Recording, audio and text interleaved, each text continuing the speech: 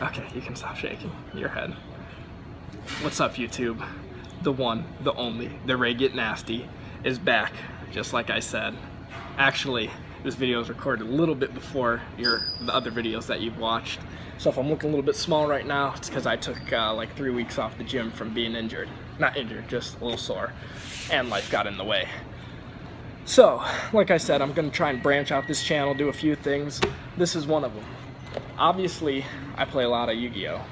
But another game, well, I used to play a lot of Yu-Gi-Oh! As per this 2013 World Qualifier mat with the mermails on it. That'll come into play a little bit later in this video, because we got something a little bit different. Another game that I used to play a lot of is Mage Knights. Mage Knights, it's basically hero clicks. Some figures are shown on the back. It's little sculptures, different mythical creatures and like epic characters, whatever, on combat dials that have different point values and stuff.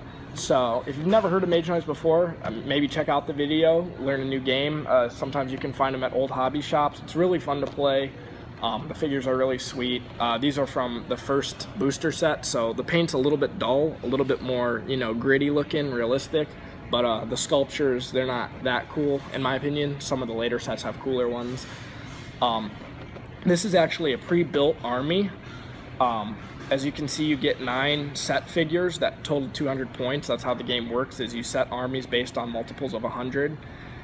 And it comes with 1 random rare figure from the Rebellion set, which is the first booster. So I don't know if that means a unique, which would be like the Mage Knight equivalent of a foil card in Yu-Gi-Oh! Or that could just be like a non-unique but a rare figure. There's different tier rarities, but I'm not too familiar with that. But like I said, this is a pre-built army. Now this actually is not a starter set in Mage Knights. It's really weird. It's just like Yu-Gi-Oh! You buy booster sets of random characters, but the starter set is also random, which is really weird. This doesn't come with any of the like instructions or anything, but we're just gonna open it up, review some of the figures, and see what we get as that rare figure. Now, we got 3 of the same, 3 of the Atlantis Guild Army, which is why we have the Mermail playmat, because Mermail Atlanteans for my Yu-Gi-Oh! Players out there. But there's, in the original set, I believe there were 7 factions, and like 6 lower ones, and then Draconums. Of those 6 factions, there's 4 that came with these pre-made armies. There's the Atlanteans, the Black Powder Rebels, the Necropolis Sect, and the Elemental League. Now, I bought the Atlantis Guild because that's my favorite faction, but it's also pretty good because you get the 2 Demi-Maguses in here, which are pretty good. The Necropolis Sect has some Gravediggers and some Zombies, which are also useful characters. And then, well, the Black Powder Rebels and Elemental League, not that good. So, we passed up on those. But I am going to be starting an eBay page soon. If it's already started, then the link will be down below. If not, it's not set up yet, and you'll have to check it out at a later date. But I could probably get some more of these if anyone's interested. Put those on my page. I'm also obviously going to put Yu-Gi-Oh! Singles on there because, you know, Yu-Gi-Oh's my main game. But we're actually going to pop these open right now. These are from the year 2000, so we're going to check out some of the figures, check out the sculpts. Oh, okay. This is actually, as you can see, not, okay, it's just old glue. Like I said, this is from the year 2000. This has not been opened. I'm trying to keep the packaging intact because I have a bunch of these. I have a bunch of the Japanese unlimited starter packs, which are really cool, and I like the boxes. So there we go. It's as good as I'm going to get that. So let's just pull out the first figure here. They come in a little protective covering. Here is our Altem Guardsman on the back. A neat looking character, but like I said, the paint's kind of dark and they're just kind of basic looking figures. Just if you don't know what Mage Knights is, I'll go over it a little bit. This character has 3 stars, which represents he's a tough rank. There's 1 star, 2 star, 3 stars, or yellow, blue, and red, as he is, respectively. Yellow is weak, blue is standard, red is tough, and they'll have better powers and combat values based on them, on their ranks. So, like you see, you can just turn the characters. These are called clicks of damage or clicks of healing. This guy has an 11 attack with a it looks really red because it's old and it hasn't been in the light of day, but it's actually an orange square, which is Flame Lightning, a common ability for the Atlanteans, a really good power. We're not going to go into each figure's thing, but you just see they have a speed value, that's how far they can move, an attack value. You'll roll 2 dice in addition to that, add it up, and that's your attack value, which has to beat their defense value, and then a damage value, which determines how many clicks of damage they deal if they successfully hit the defending target. And he has a range of 6, which means he can shoot figures that are up to 6 inches away from him as long as you can draw a line of fire within his arc here. He's got a pretty small arc. Let's check out some more of these figures. We've got the Amotep Incinerator, another character with Flame Lightning, I believe. Yeah, actually, this is Flame Lightning. This looks pretty red. That might be Weapons Master. I don't know. I'll have to review these figures. I don't typically use these guys, the Altum Guardsman. There's a weak one. We'll compare these guys. As you can see, he's got yellow shoulder pads, a 1-star as opposed to 3 stars. This guy is 37 points of your army. This guy's only 31. And his attack is 2 less. He's got a 9, and that's it for the first click, but his values will go down, and he'll die quicker. He has less clicks of damage, I'm sure. When a character reaches the 3 skulls, that means that they are dead. So all these are the same. We're just gonna look at this first one here, some of the figures, and then see what our random rare figure is. Here's a Altum Guardsman, tough. A weak Altum Guardsman. Now here's the good figures. Now neither of them are the tough rank, which is what is really good, because he's only 27 points as opposed to 25. He's only 2 more points for the standard, but the standard one is usable. Demi-Maguses are one of my favorite characters in the game. They have 10 range. They have Magic Blast, which is an okay attack, but the real reason why you want them is because they have that half blue square on their starting block. Every character starts with a green square here if they have no ability, but if they have an ability, it's a half in green and half whatever that ability is.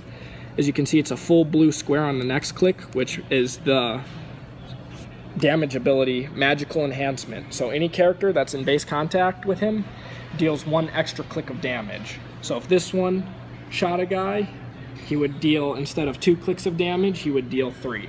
Is basically how that works, because this guy would add 1 onto his damage value of 2. So those were the 2 characters that I most bought it for. Here is our Blade Golem, 36 points, 4 damage, not too bad, but only a close combat. I personally prefer ranged attackers.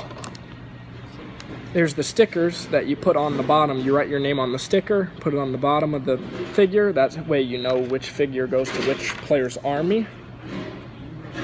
A strategy guide, I did not know that was in here. More stickers. This one's got a little bit rough in their 17 years of being in the box, I guess.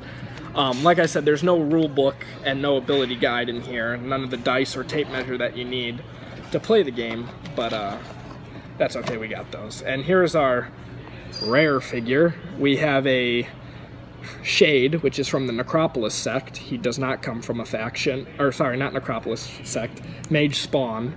He does not have a faction, and that's a yellow, so I'm not sure how rare these figures are going to be. We'll see. I don't mind opening these even if I don't get anything good out of them. They're just something to show, you know. Mage Knights was a big part of my childhood. It's actually what got me into Yu-Gi-Oh! I mean, I knew what the Yu-Gi-Oh! Show was. I loved it already, but I went into a shop looking to buy Mage Knights one day, a gaming shop, and they had Yu-Gi-Ohs, and obviously from there on, the rest is history. I was obsessed. Obviously, they put the rare figure at the bottom, so I have to dig through all this packaging. We might just edit this out. Don't want to break any of the figures, obviously, but don't have all the time in the world. Because currently there's a Pokemon Go event going on, the Rock event, and, you know, big time Mystic player right here. Here's our other rare character. This guy actually is very rare, hard to get, I know that. But once again, it's a yellow. It's another Mage spawn. I don't know if that's going to be a common theme here. They're both yellow and they're both Mage spawn, but this is deep spawn. He has the underwater ability. He has a yellow square that you can barely see. That was a problem in the game on these first run characters. The yellow is really hard to see. Basically, it means that he's not hindered by water terrain in the game. He can basically swim, which makes sense because he's like a fish dude. Oh, he goes with the mermails. It looks like Atlantean marksman or something. So we'll leave him there. That's kind of cool. We've got our mermails on the map. Mermail Atlanteans.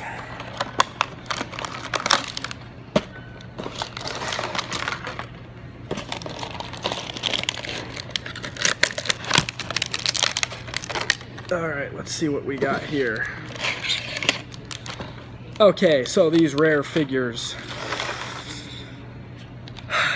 I guess apparently they're all yellow Mage spawns. So this is the Imp. He is the original fodder character. He's only 5 points, so if you're 5 points away from the 200-point maximum in an army or whatever you're playing as, you throw him in. He's got flight, so he can pretty much easily get to tying people up. And then they made smaller figures, of course, later, but not a bad figure actually. I mean, obviously not really usable to accomplish anything other than tying people up, but I actually like that. Obviously, you know, not worth the money that you're gonna spend unless you need blue demi-maguses. But yeah, remember, like, comment, subscribe. This is RayGetNasty, and like I said, I'm back on YouTube, so expect more videos.